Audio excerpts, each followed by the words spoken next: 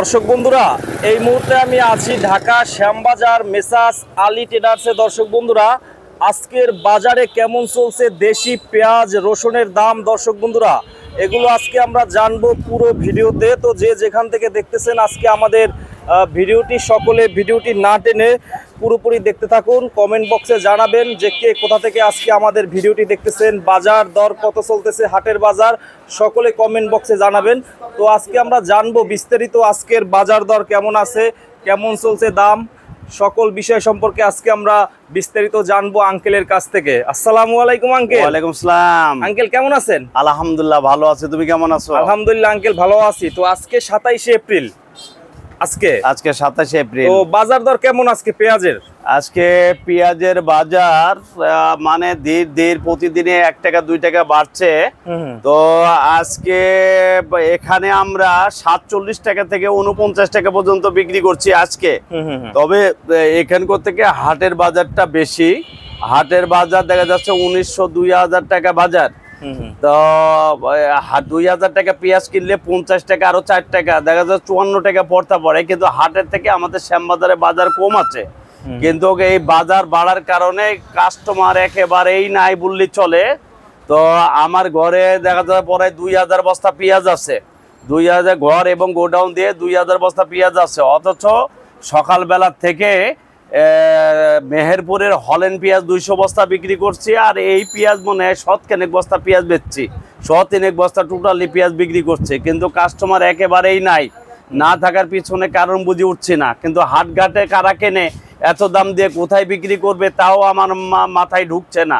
তো মাঝে একটু ওই যে রাখি পেঁয়াজালারা বা কিনা বন্ধ করছিল, বাজার একটু কম ছিল। আবার নাকি শুনতে পারছে হাটে কিছু কিছু রাখি আলারা পেঁয়াজ কিনছে, এই পেঁয়াজ কেনার কারণে বাজার একটু বাড়তি। এই অবস্থা। তো এখন বর্তমানে আঙ্কেল আমরা দেখলাম যে কিছুদিন আগে দাম 43 থেকে 46 টাকা ছিল, আজকে আবার সর্বোচ্চ 47 থেকে 49 টাকা, 50 টাকাও আছে ভালোটা যেটা।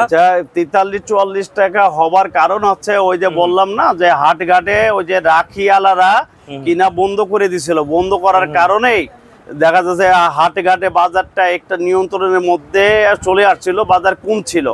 এখনো আবার টুকটাক কিছু রাখি আবার নতুন করে পেঁয়াজ কিনা ধরছে, কিনা ধরার কারণেই আমাদের এই শ্যামবাজারের থেকে হাটে ঘাটে বাজার বেশি, শ্যামবাজারে বাজার কম। আর পর্যাপ্ত পরিমাণ কাস্টমার নাই, না থাকার কারণে পেঁয়াজ দেখা যাচ্ছে আমরা এই যে 2000 বস্তা পেঁয়াজের মধ্যে মাত্র 300 বস্তা পেঁয়াজ বেচছে, এখন 1700 বস্তা পেঁয়াজ আছে। আর ইতিমধ্যে এই বাজারেই কি যেটা জানতে পারছি, কৃষকদের সাথে আলাপ আলোচনা করে প্রতিটা জেলায় পর্যবেক্ষণ করে আমরা যেটা জানতে পারি যে কৃষকের এবারে পেঁয়াজের পড়তা 50 টাকা, কিন্তু এখনো 50 টাকা পেঁয়াজ কিন্তু এখন পর্যন্ত বিক্রি করতে পারি নাই। দেখা যাচ্ছে 47 টাকা, 48-49 টাকা আজকের বাজারে। আর 2 দিন আগে 42-43 টাকা ছিল, কৃষক লসে ছিল, এখনো লসে আছে। কিন্তু ইতিমধ্যে এই লসে থাকা অবস্থাতেই দেখা যাচ্ছে ভোক্তা সংরক্ষণের ম্যাজিস্ট্রেটরা মার্কেটে নামছে এবং তদারকি করছে।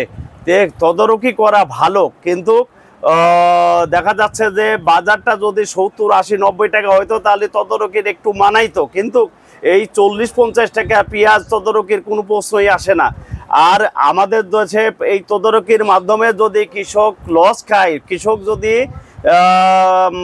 পেঁয়াজ আবাদ করতে নিরুৎসাহিত হয়, তাহলে ভবিষ্যতে যে পেঁয়াজের বাজার বাড়বে বা ভবিষ্যতে বাজার যে দেখা যাচ্ছে যে 100, 150, 200 টাকা হবে, তখন আপনি কি করবেন? কৃষক যদি আবাদ না করে, এই জন্য আমাদেরকে কৃষকের দামটা আগে দিতে হবে, কৃষককে মূল্যায়নটা আগে করতে হবে। গতকালকে একটা সোশ্যাল মিডিয়ায় স্বরাষ্ট্র উপদেষ্টার একটা বক্তব্য দেখলাম যে আমাদের কৃষকদের দিকে খেয়াল রাখতে হবে, কৃষক বাঁচলে দেশ বাঁচবে। কৃষক যদি আবাদ না করে তাহলে আমরা জনগণের মাধ্যমে পেঁয়াজ দিতে পারবো না, ভোক্তাদের মাধ্যমে পেঁয়াজ দিতে পারবো না।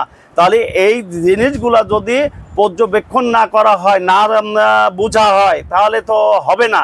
যেমন একটা নামটা আমি জানি না, ভোক্তার একটা মহিলা ম্যাজিস্ট্রেট, উনি বলতেছে এই পেঁয়াজটার এই যে গোয়ায় যে মার্কা থাকে শান্ত মার্কা, বলে যে শান্তরে তো চিনে না। এই গোয়ার সাথে আইডি কার্ড লাগাতে হবে, নাম ঠিকানা, কোন গ্রামে, এত কিছু করে কি পেঁয়াজের বাজার কন্ট্রোল করা যাবে? বা এত কিছু কি লেখা যায়? ভবিষ্যতে আজ থেকে আমার 37-38 বছর এই পেঁয়াজের ব্যবসার বয়স, এই এত বছরে এত আইন, এত কানা কানুন কিছুই দেখলাম না। এই দিন যাচ্ছে, দিন কঠিন হার্ড লাইনে যাচ্ছে।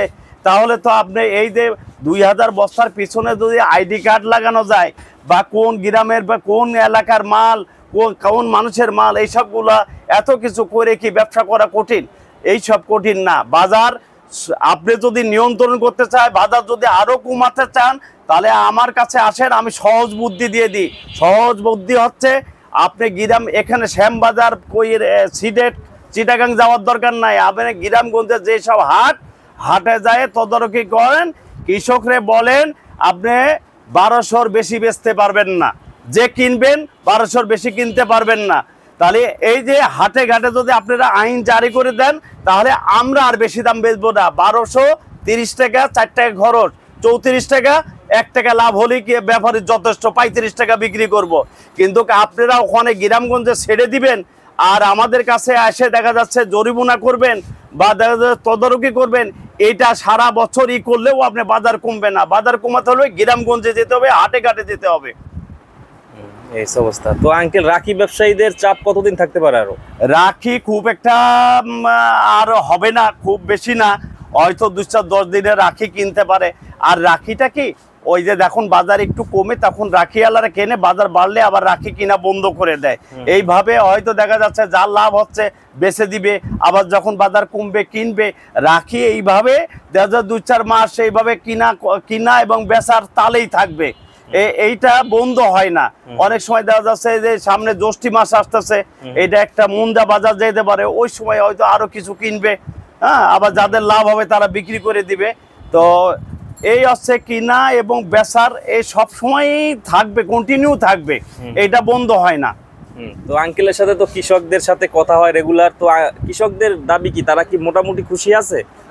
আপনি দেখবেন সোশ্যাল মিডিয়ার মাধ্যমে আমি অনেক দেশেরই দেখি, কৃষকরা বলছে যে 50-60 টাকার নিচে বেচলে আমরা আসল পয়সা পাবো না, আমরা ক্ষতিগ্রস্ত হচ্ছি। এবং আপনি জানেন যে মুড়ি কাটা সিজনে প্রতিটা গাড়িস্থ ব্যাপকভাবে ক্ষতিগ্রস্ত হয়েছে। অনেকেই দেখা যাচ্ছে লোন নিছে, গরু বেচছে, বোর গহনা বেচে পেঁয়াজ আবাদ করছে, কিন্তু আজকে তারা বোর গহনা পূরণ করতে পারি নাই, গোয়ালের গরু পূরণ করতে পারি নাই, যে লোন লেছে লোন পরিশোধ করতে পারি নাই। এইগুলা ভবিষ্যতে যখন আবার মুড়ি কাটা পেঁয়াজ আসবে, সরকারের উচিত এই কৃষকদেরকে সার, বীজ, প্রত্যেকটা জিনিস দিয়ে, সরকারকে প্রণোদনা দিয়ে কৃষকদেরকে স্বাবলম্বী করতে হবে। না করলে কৃষকরা ভবিষ্যতে পেঁয়াজের আবাদ উৎসাহিত হবে না। তো আমার কাছে দাবি থাকবে যে এই যে বাজার 50 টাকা পেঁয়াজ যদি পাইকারি বিক্রি করে, খুচরায় যদি 60 টাকা বিক্রি করে, এটা ব্যাপক বেশি পেঁয়াজ না। এইভাবে চলতে থাকুক। আমরাও বুঝি, আমরা যখন ব্যাপক বাড়তে থাকে তখন আমরা সরকারকে পরামর্শ সবসময় দিয়ে আসছি, ভবিষ্যতেও সরকারের পরামর্শ দেব। যখন যে পরিস্থিতি হয় সেই পরিস্থিতি আপনাদের মাধ্যমে সরকার এবং তথা সারা বাংলাদেশের 20 কোটি মানুষকে আমরা আপডেট খবর, প্রতিদিন করে খবর প্রতিদিন জানাচ্ছি। তো ভবিষ্যতেও আমরা জানাবো। হ্যাঁ, তো এই জন্য দেখা যাচ্ছে যে আমাদের উপরে খুব একটা চাপ বা কৃষকদের উপরে চাপ সৃষ্টি করার কোনো দরকার নাই। কৃষক বাঁচলে জাতি বাঁচবে, দেশ বাঁচবে। কৃষক বা মেরুদণ্ড সোজা থাকলে এই দেশও সোজা থাকবে। কৃষক থাকলে, সুস্থ থাকলে আমরাও সুস্থ থাকবো। তো অনেক কথা বললাম আঙ্কেল। তো এবছর উৎপাদন কেমন হয়েছে, গত বছর এসে আঙ্কেল? এবছরে আবাদ প্রচুর কিন্তু ফলন কম। আবাদ প্রচুর, ফলন কম হবার কারণে এবছর কষ্টটা বেশি পড়ে গেছে। ফলন কম হওয়ার কারণে, কষ্ট বেশি পড়ার কারণেই দেখা যাচ্ছে কৃষক 50 টাকার নিচে বেচলে কৃষকের লস হয়। এরপরও কৃষকদের সাথে আমরাও কথা বলি যে কৃষি পণ্যের দামগুলো বেশি আঙ্কেল। কৃষি যে পণ্যগুলো আছে, প্রত্যেকটা পণ্য দেখা যাচ্ছে বীজ, সার, তারপরে বীজ, শ্রমিক, জমি, প্রত্যেকটা জিনিসের দাম বেশি থাকার কারণেই কষ্টটা বেশি পড়ে গেছে। আর এই কষ্ট বেশি পড়ার কারণে কৃষক ক্ষতিগ্রস্ত হচ্ছে। এই জন্য কম দামে পেঁয়াজ বিক্রি করতে পারে না। এই জন্য সবাইকে চিন্তা ভাবনা করতে হবে, কৃষককেও বাঁচতে হবে, যারা ক্রেতা যারা ভোক্তা তাদেরও একটা লিমিটেডের ভিতরে বাজারটা থাকলে তারাও স্বস্তিতে করে। কিন্তু কৃষক তো কি ভোক্তা তো এমন স্বস্তি না যে 30-35 টাকা কিনলে কৃষক মেরে ভোক্তা লাভবান হবে, এমন না, ও বাইরেই বাঁচতে হবে। তো ঠিক আছে আঙ্কেল, অসংখ্য ধন্যবাদ। বিজনেস বাংলা চ্যানেলের পক্ষ থেকে আঙ্কেলকে অসংখ্য ধন্যবাদ। তো ভালো থাকবেন, আসসালামু আলাইকুম। ওয়ালাইকুম আসসালাম।